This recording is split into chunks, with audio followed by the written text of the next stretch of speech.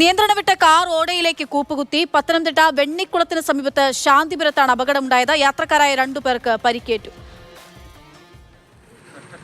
അതിന്റെ ദൃശ്യങ്ങളാണ് നമ്മൾ കാണുന്നത്. ഓടയിലേക്ക് കൂപ്പുകുത്തി നിൽക്കുന്ന കാറിന്റെ ദൃശ്യങ്ങളാണ് നമ്മൾ കാണുന്നത്. സി കെ അഭിലാൽ ഉണ്ട്. അഭിലാൽ, എങ്ങനെ നിയന്ത്രണം വിട്ടതാണ്? എങ്ങനെയാണ് അപകടം ഉണ്ടായത്? ഇതിനുള്ളിലുള്ള ആളുകളുടെ അവസ്ഥ എന്താണ്? കാറിന്റെ സ്ഥിതി കണ്ടിട്ട് വലിയ അപകടമാണ്. വൈകുന്നേരം 4 മണിയോടുകൂടിയാണ് അപകടം ഉണ്ടാകുന്നത്. തിരുവല്ല ഭാഗത്തു നിന്നും വെണ്ണിക്കുളം പിന്നിട്ട് റാന്നി മേഖലയിലേക്ക് പോയ കാറാണ് നിയന്ത്രണം വിട്ട് ഓടയിലേക്ക് കൂപ്പുകുത്തിയത്. വാഹനത്തിൽ 2 പേർ ഉണ്ടായിരുന്നു. സ്റ്റുഡിയോയിലെ ജീവനക്കാരായിരുന്നു.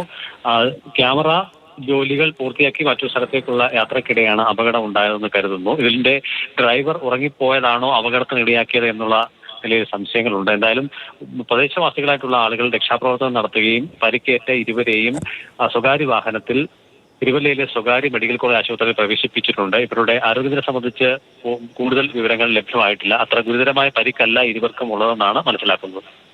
ശരി, സി കെ അഭിലാലാണ് വിവരങ്ങൾ നൽകിയത്.